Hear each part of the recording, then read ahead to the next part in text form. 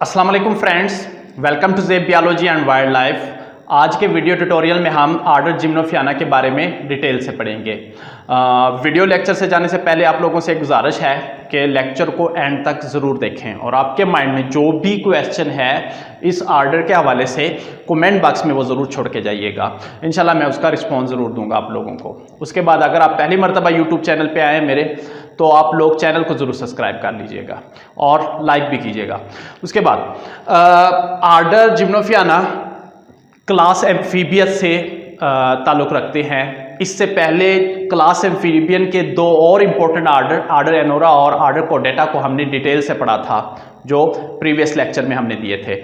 आज class amphibian का जो तीसरे नंबर पे इम्पोर्टेंट आर्डर है आर्डर जिम्नोफियाना, इसके बारे में डिटेल से हम पढ़ेंगे और इसकी कुछ स्पीशीज़ उसके हवाले से भी डिस्कस करेंगे। इसकी जो मोस्ट इम्पोर्टेंट स्पीशीज़ है सेसिलियंस के बारे में पढ़ेंगे। सबसे पहले आप लोगों को एक कन्फ्यूजन में आप लोगों की दूर कर दूं। अक्सर आप लोग कहते हैं कि सबसे ज़्यादा कन्फ्यूजन जो दो आर्डर थे उनके अंदर क्लियर कट है कि आर्डर एनोरा के अंदर फ्रॉग और टोड पाए जाते हैं। फ्रॉग और टोड जो है वो क्लियर है हर किसी को, और इसी तरह आर्डर कोडेटा के अंदर भी ये कंसेप्ट क्लियर है कि उसके अंदर सैलामेंडर्स वगैरह या न्यूट्स वगैरह पाई जाती हैं। इसकी कन्फ्यूजन है कि सेसिलियंस क्या होते हैं, किस तरह होते हैं, हमने आम रूटीन में इनको कहाँ पे देखा है, ये सबसे बड़ी कन्फ्यूजन इस आर्डर की है। तो बच्चे आप लोगों को मैं बताता चलूँ, जो आर्डर जिम्नोफियाना के है ये आम हमारे घरों के आसपास पाए जाते हैं सेसिलियंस। अक्सर आप लोगों ने इनको देखा है लेकिन आप पहचान नहीं पाते। ये इस तरह के होते हैं जैसे कि धागानुमा सांप होते हैं, अक्सर आप लोगों को घरों के बाहर नजर आ जाते हैं। बिल्कुल ब्लूइश ब्लैक कलर के या डार्क ब्राउन कलर के होते हैं। क्या होते हैं, एक इतने छोटे से सांप होते हैं, अक्सर हम उन्हें मार देते हैं, हम कहते हैं कि ये सांप के बच्चे हैं। असल में वो सांप के बच्चे नहीं होते, वो क्या होते हैं आर्डर जिम्नोफियाना से रिलेटेड सेसिलियंस होते हैं। यहाँ पे आप लोगों को डायग्राम में नजर आ रहा है क्लियरली, चमकदार डार्क ब्लूइश ब्लैक कलर या डार्क ब्राउन कलर के होते हैं और इनके अंदर कुछ रिंग्स भी पाई जाती हैं एनुलर, और ब्राइट कलर के चमकीले रंग होते हैं। नॉन वेनमस होते हैं, इनके अंदर कोई वेनम नहीं होता, आप इजीली उसे पकड़ सकते हैं। लेकिन याद रखें उनके ऊपर कुछ स्किन के ऊपर ग्लैंड्स हो सकते हैं जो टॉक्सिक हो सकते हैं। अगर आप उसे हाथ लगा भी देते हैं तो उस हैंड को आप लाजमी सोप से धो लें, क्योंकि कुछ ग्लैंड्स इनके जिस्म पे होते हैं जो आपके हैंड पे लग जाते हैं। ठीक है, तो ये आप लोगों का क्लियर हो गया कि आर्डर जिम्नोफियाना के अंदर दरअसल सेसिलियंस जो है, जो आम रूटीन में आप लोग देखते हैं, ये इनकी इंपॉर्टेंट स्पीशीज है। इसको दूसरा नाम जिम्नोफियाना को बाद एपोडा भी कहा जाता है। एपोडा क्यों कहते हैं बच्चे? सिंपल है, ए का मतलब लेस, पोडा फीट से है, लेस फीट मतलब नो फीट्स। ये टोटल इनकी क्या है, कोई फीट नहीं नजर आता है। अब एक और बात यहां पे क्लियर करता जाऊं, हमने तीन आर्डर के बारे में पढ़ रहे हैं, आर्डर कोडेटा, आर्डर एनोरा और आर्डर जिम्नोफियाना। आर्डर कोडेटा और के अंदर क्या था, उनके अंदर टेल पाई जाती थी, लॉन्ग टेल पाई जाती थी, बहुत बड़ी। अब उसके बाद आर्डर एनोरा, उसमें टेल नहीं थी, वो टेल लेस थे। अब क्या है, इसमें टेल तो है लेकिन बहुत शॉर्ट है। आर्डर्स कोडेटा के अंदर बहुत बड़ी टेल थी, सैलामेंडर की टेल बाजू का तो उसके जिस्म से भी बड़ी होती है।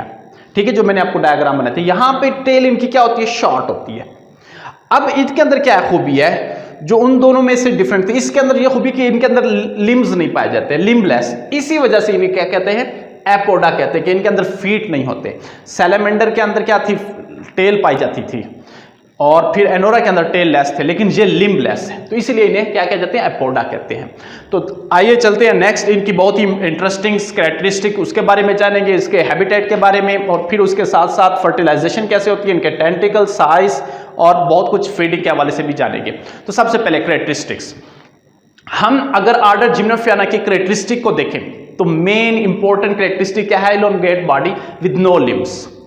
ये इसकी मेन कैरेक्टरिस्टिक है कि इसकी जो जिस्म होता है वो काफ़ी इलोंगेटेड फॉर्म में होता है, काफ़ी बड़े फॉर्म में, और फिर उसके साथ साथ उनके अंदर लिम्स नहीं होते, ना ही हैंड लिम्स या फोर लिम्स कोई नहीं होते। ठीक है बच्चों, उसके साथ साथ क्लियर हो गया ये point. Segmented by annular grooves, ये एनुलर ग्रूव्स क्या होती हैं, एनुलस जो होते हैं वो रिंग को कहते हैं। एनुलर निकला है टर्म एनुलस से, एनुलस मीन रिंग्स। तो इनकी जो बॉडी है वो रिंग की फॉर्म में होती है, यहाँ ऐसे ऐसे करके बहुत ज्यादा। आप लोगों ने वो देखा होगा थ्रेड लाइक स्नेक जो आपने देखा होगा, उसके अंदर काफी रिंग्स होंगी।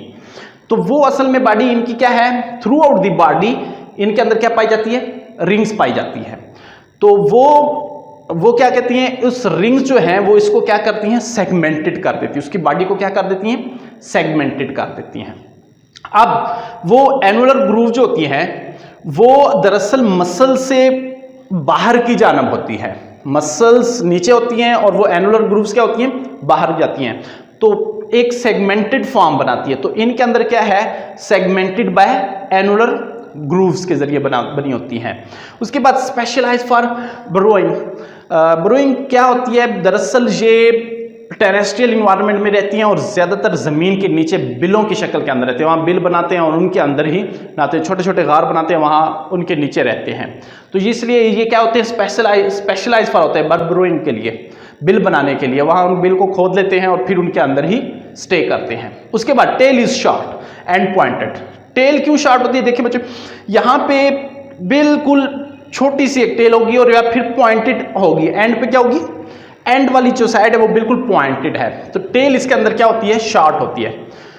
तो यहां तक होगी ये 4 कैरेक्टरिस्टिक। उसके बाद जो मेन है रूडिमेंट्री लेफ्ट लंग्स, तो इनके अंदर जो है रूडिमेंट्री कहते हैं बेसिक इब्तदाई जो इनके अंदर होती हैं, यही वाले लंग्स पाए जाते हैं। लेफ्ट लंग्स जो होते हैं वो बेसिकली 2 लूप्स पर मुश्तमिल होते हैं। अगर ह्यूमन के अंदर में देखें तो राइट लंग्स जो होते हैं वो 3 लूप्स पर होती हैं।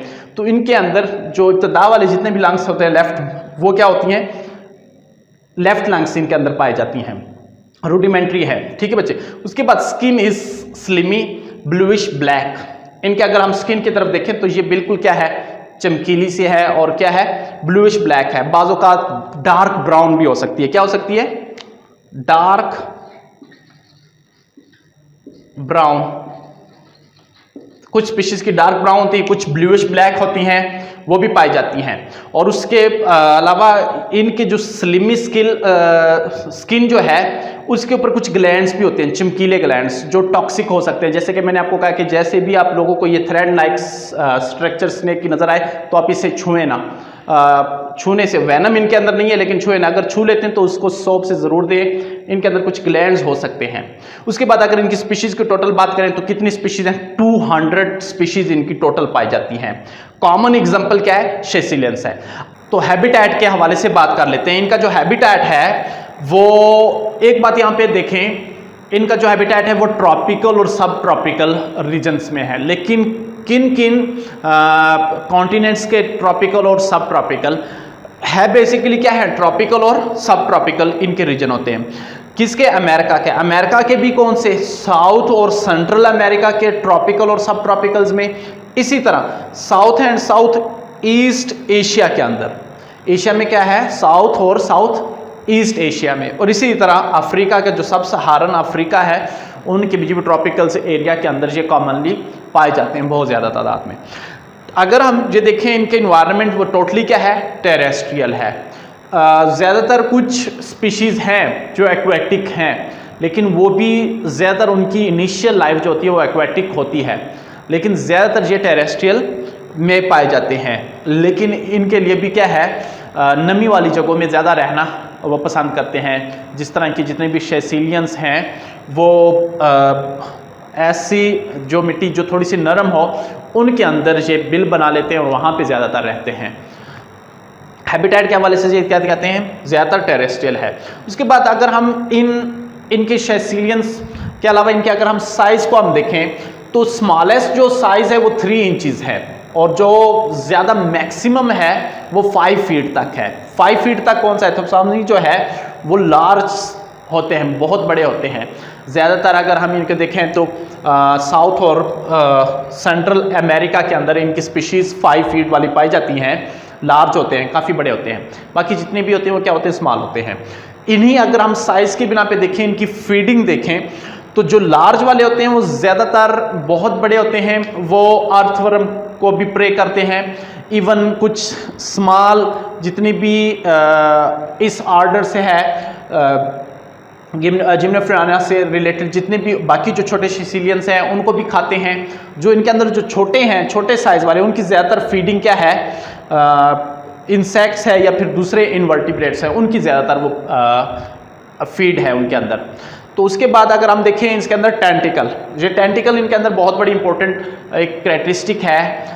बेसिकली टेंटिकल का काम क्या होता है, सेंसिंग का काम करते हैं, किसी भी चीज़ को सेंसिंग का काम करते हैं। लेकिन इनके अंदर जो टेंटिकल पाया जाता है वो रिट्रैक्टेबल टेंटिकल होती है। वो क्या होती है, रिट्रैक्टेबल होती है। रिट्रैक्टेबल टेंटिकल मीन्स ऐसा टेंटिकल जो बाहर भी आ जाए और फिर दोबारा अंदर की तरफ भी आसानी से आ सकता है। कहाँ पे इसकी पोजीशन होती है, किस जगह पे पाई जाती है? बच्चे ये देखें यहाँ पे जो हेड है प्रॉपरली, तो ये इस जगह पे नॉस्ट्रल्स होती हैं। क्या होती है, मैं इसको ज़रा रेड कलर से शो करवा देता हूँ। ये नॉस्ट्रल है इस जगह पे, और ये जगह पे आइज़ हैं, ये आइज़ हैं और ये नॉस्ट्रल, इनके सेंटर में बिल्कुल इस जगह पे यूं यहाँ से ये निकालते हैं, इस जगह से टेंटिकल्स निकालते हैं। तो वो टेंटिकल क्या होता है, रिट्रैक्टेबल या रिट्रैक्टाइल टेंटिकल कहते हैं। क्यों रिट्रैक्टेबल कहते हैं कि ये टेंटिकल बाहर भी आ सकता है या बाहर अंदर की तरफ भी आ सकता है। जैसे कि बच्चों आप लोगों ने देखा होगा, काफ़ी गिरगट है या झींगर वगैरह जो है, या फिर कुछ ऐसे इंसेक्ट्स हैं जिनके दो अंटीना होते हैं, लगे होते हैं, वो रिट्रैक्टेबल नहीं होते, वो बस मौजूद होते हैं और कोई भी खतरा हो तो उसको भाप लेते हैं, तो वो अंदर नहीं हो सकता। लेकिन इनका जो टेंटिकल है वो अंदर भी जा सकता है और बाहर भी। सेम इसी तरह जैसे स्नेक के अंदर है, कोबरा के अंदर आप लोगों ने देखा होगा, उनकी जो जबान है वो बाहर निकालते हैं और फिर उससे क्या करते हैं, उनके साथ जो है कोई भी जो केमिकल्स हैं, जो कंपाउंड्स हैं, वो उसके ज़बान के साथ अटैच होते हैं और वो फिर हेड पे सेंटर पे ले जाते हैं और फिर उन्हें महसूस होता है कि आगे कोई चीज़ क्या है, तो तब मूव करते हैं। फिर जब रुकते हैं फिर ज़बान निकालते हैं कोबरा। सेम ये भी इस तरह करते हैं सेसिलियंस, ज़्यादातर टेंटिकल को निकालते हैं। टेंटिकल क्या काम करता है, लेट्स सपोज यहाँ पे हेड है इसका, ये मैं बना देता हूँ, ये एक हेड है, ये नॉस्ट्रल है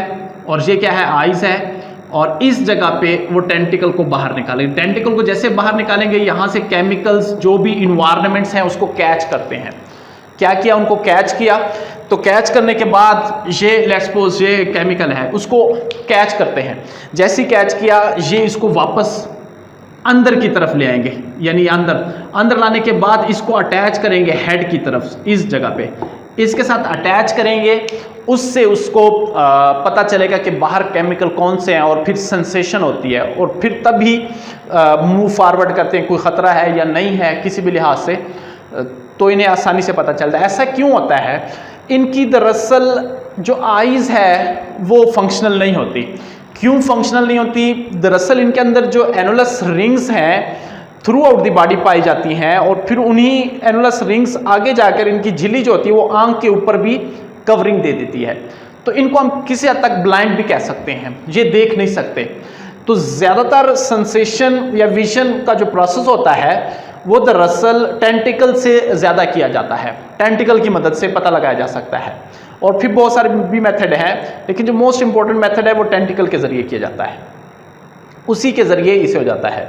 और फिर अगर हम ये देखें कि इनके अंदर फीडिंग या गैसेस एक्सचेंज जो हमने रूडिमेंट्री लेफ्ट लैंग्स की किया था, उसके ज़रिए तो गैसेस एक्सचेंज होती हैं।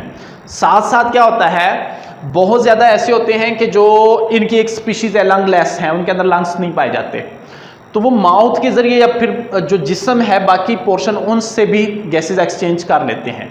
उसके बाद लास्ट पे अगर हम देखें तो फर्टिलाइजेशन जिम्नोफियाना के अंदर टोटली क्या है, इंटरनल फर्टिलाइजेशन है। लेकिन कुछ स्पीशीज़ हैं जिनके अंदर एक्सटर्नल भी होती है, वो भी मैं आपको बताता हूँ। लेट्स इंटरनल फर्टिलाइजेशन की थोड़ी सी इंटरेस्टिंग है। वो किस तरह, ये देखें इनके अंदर जो इंटरनल फर्टिलाइजेशन हो जाती है और फिर उस इंटरनल फर्टिलाइजेशन के दौरान किस चीज़ की डेवलपमेंट होती है, लेट्स सपोज एम्ब्रियो की।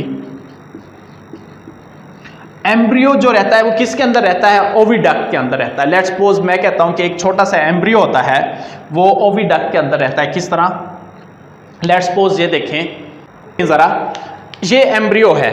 अब एम्ब्रियो क्या है, एक ओविडक्ट के अंदर क्लोज होता है। लेट्स सपोज ये ओविडक्ट है एक, और इसके अंदर मैं आपको ब्लैक कलर का सेसिलियंस है तो वही मैं बना देता हूँ। ये एक किस्म का एक एम्ब्रियो डेवलप हो जाता है। तो जब एम्ब्रियो डेवलप हो जाता है थोड़ा सा यहाँ पे, तो इस ओविडक्ट्स को क्या करता है, इसकी मेम्ब्रेन को ब्रेक कर देता है। किसके जरिए? यहाँ पे इसके अंदर नीडल लाइक टीथ होते हैं, जो भी एम्ब्रियो होता है उसके अंदर नीडल लाइक टीथ होते हैं, वो इसको उसकी ब्रेक डाउन कर देता है इस चीज़ की। यहाँ से ब्रेक डाउन होने के बाद अपनी टीथ के जरिए वो यहाँ से निकल आता है, मूव करता है बाहर की तरफ।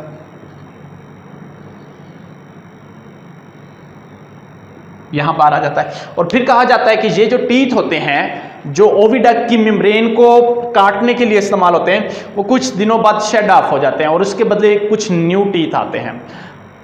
टीथ इनकी नुकसानदेह नहीं होते इतने, बहरहाल थोड़े से तेज होते हैं, लेकिन ह्यूमन के लिए हार्मलेस है, उन्हें कोई नुकसान नहीं पहुंचा सकते, ना ही इनके अंदर कोई वैनम होता है, बिल्कुल कोई नुकसान नहीं पहुंचा सकते। जस्ट अपने प्रे को, जैसे कि स्मॉल इंसेक्ट्स हों या कोई भी इन्वर्टिब्रेट्स और उनको फीड करने के लिए इस टीथ को इस्तेमाल किया जाता है।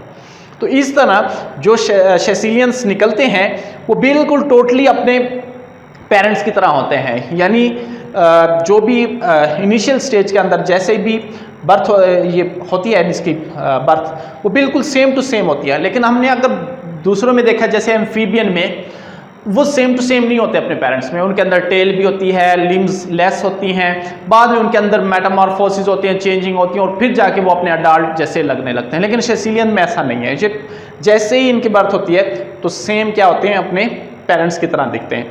कुछ के अंदर एक्सटर्नल फर्टिलाइजेशन होती है, लेकिन एक्सटर्नल फर्टिलाइजेशन ज़्यादातर वो एक्वेटिक लार्वा होता है। एक्वेटिक लार्वा थोड़ा सा डिफरेंट हो सकता है, फिर उस एक्वेटिक लार्वा जो है वो चेंज हो जाता है इनटू अडल्ट के अंदर, फिर वो लैंड के अंदर भी आ सकता है। तो इनके अंदर जो हम कहते हैं कि एक्सटर्नल फर्टिलाइजेशन है वो ज़्यादातर एक्वेटिक होती है। वहाँ एक्वेटिक के ज़रिए वहाँ से क्या हो जाती है, एग्स को रिलीज़ किया जाता है और फिर स्पर्म वहाँ पे हो जाते हैं, एग्स की मैटिंग होती है उन दोनों की। फिर वहाँ पे फर्टिलाइजेशन होने के बाद क्या होता है कि लार्वा कुछ दिनों तक वहाँ पे वाटर के अंदर रहता है और फिर ही जाके वो लैंड की तरफ आता है। तो लेकिन तो ज़्यादातर इनके अंदर फर्टिलाइजेशन है वो क्या है, इंटरनल फर्टिलाइजेशन। इंटरनल फर्टिलाइजेशन आपको लोगों को मैंने क्या बताया था, दोबारा देख लें। एम्ब्रियो है, एम्ब्रियो किसके अंदर होता है, ओविडक्ट के अंदर। किसके अंदर, ओविडक्ट के अंदर। और फिर ओविडक्ट के बाद क्या करता है, नीडल लाइक टीथ से, किससे, नीडल लाइक टीथ के जरिए ये क्या करता है, इस ओविडक्ट को काट देता है और फिर उसी से बाहर आ जाता है, यानी ये सेम ये बाहर आ जाता है। तो ये था आपका आर्डर लोगों का आर्डर जिम्नोफियाना। अगर आपके माइंड में कोई भी क्वेश्चन है तो बिला झिझक आप कमेंट बॉक्स में आप वो क्वेश्चन कर सकते हैं।